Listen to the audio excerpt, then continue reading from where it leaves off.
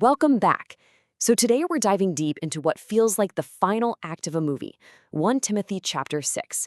Seriously, this chapter is packed with everything: dangerous traps, a great escape, a heroic fight, and this final urgent mission. All right, let's get right into it. So, right at the top, the whole chapter is basically asking us this question. It's setting up two completely different ways to live, two totally opposite ideas of what it means to have a rich life. You got to keep this contrast in your mind as we walk through this, because it's the key that unlocks the entire thing. Okay, so our story kicks off with verse 1, and it's talking to bondservants, people in that time who were bound to serve someone else. And the instruction is pretty clear: honor your masters.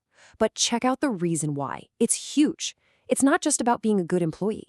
It's so that the name of God doesn't get dragged through the mud. Basically, your work ethic, your attitude, it's a reflection on your faith. You're an ambassador, and your actions can either build up or tear down God's reputation. No, verse 2 adds this really interesting twist. It asks, okay, but what if your boss is a believer, just like you? The warning here is not to get too comfortable and start being disrespectful. In fact, it says you should work even harder for them. And why? Because you're not just an employee anymore. You're serving family. The whole dynamic just shifts from a job to a partnership. And then, boom, verse 3 makes this sharp turn. We're suddenly warned about teachers who wander away from wholesome or spiritually healthy teaching. I want you to picture the truth as this solid, brightly lit golden road. Well, these false teachers are the ones on the side, trying to get you to follow them down a dark, crumbling path that leads nowhere good. So, what are these teachers actually like? Verse 4 paints a pretty vivid picture. They're arrogant, but really, they don't know anything. They're obsessed with arguing about tiny details and words, just trying to start fights. And look at the result. These arguments aren't just harmless debates. They create this toxic storm of envy, conflict, and just bad blood. Okay, so verses 5 and 6 get right to the heart of the whole problem. Verse 5 exposes the big lie these false teachers are selling. They treat faith like it's a business plan, a way to get rich quick. It's like trying to use a holy book as an ATM. But then verse 6 just drops this incredible truth bomb.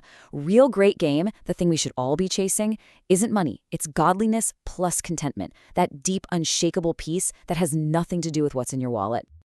Verse 7 gives us all the perspective we could ever need. It's so simple, but man, is it powerful. Think about it. We show up in this world with absolutely nothing, and we will leave with absolutely nothing. All the stuff we collect in between, none of it's coming with us. That one single thought just changes the value of everything, doesn't it? So, if we can't take our stuff with us, how should we live? Verse 8 makes it incredibly simple. If you have food and you have clothing, the absolute basics, you have enough to be content. In a culture that is always yelling at you to want more, this is such a radical idea. Just find your satisfaction in having enough. And verse 9 builds on that idea. Now pay close attention here. It doesn't say having money is the problem. It says the desire to get rich is the problem. That burning craving for more and more wealth, well, it's a trap. It's like you're reaching for this beautiful, glittering gold coin, but it's actually the bait on a huge snare. And once that trap snaps shut, it just pulls you down and down into all kinds of destructive habits. Verse 10 gives us one of the most famous and most misquoted lines in the whole Bible. See, it's not money that's the root of all evil. It's the love of money that's a root of all kinds of evil. This greed makes people just wander away from their faith. And the sad irony is, while they're chasing what they think is happiness, they end up stabbing themselves with all these sorrows. It's a totally self-inflicted wound. And then we get this major turning point in verse 11. The command is so clear, so direct. Flee. Run from that thorny trap of greed like your life depends on it. But you're not just running from something. You have to be running towards something. And what is that? Righteousness, godliness, faith, love, patience, and gentleness. That's the real chase. The energy just picks up in verse 12. This pursuit, it's not some casual walk in the park. It's a fight. It's an athletic competition. The goal is to grab a hold of eternal life, kind of like a runner desperately reaching for that baton at the finish line. It takes everything you've got: effort, focus, endurance. Faith is active, you guys, not passive. In verse 13, the stakes get raised as high as they can possibly go. This whole command isn't just some friendly advice. It's a heavy, solemn charge, and it's given with two ultimate witnesses watching: God, the one who gives life to everything, and Jesus Christ, who stood his ground and spoke the truth under immense pressure in front of Pontius Pilate. I mean, that's the ultimate model of courage. So what's the mission? Verse 14 lays it out. You have to guard this way of life, keep it pure. The mental picture here is someone who's been handed a perfect, brilliant white robe. Your job is to keep it completely spotless, no stains, no mud, until the day Jesus returns. It's a call to live with total integrity. Speaking of that return, verses 15 and 16, just stop for a second and look up in total awe. The timing of it all, that's in God's hands. And who is this God? He is the one and only potentate, the absolute, supreme ruler over everything, the king over all other kings, the Lord over all other lords.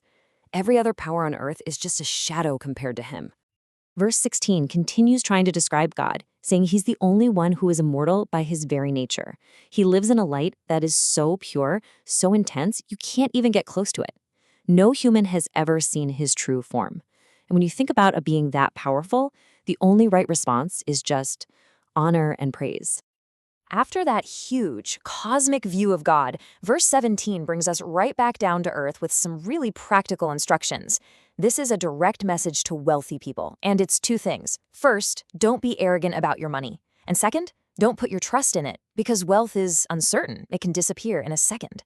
Instead, put your trust in the living God, the one who actually gives us every good thing we enjoy.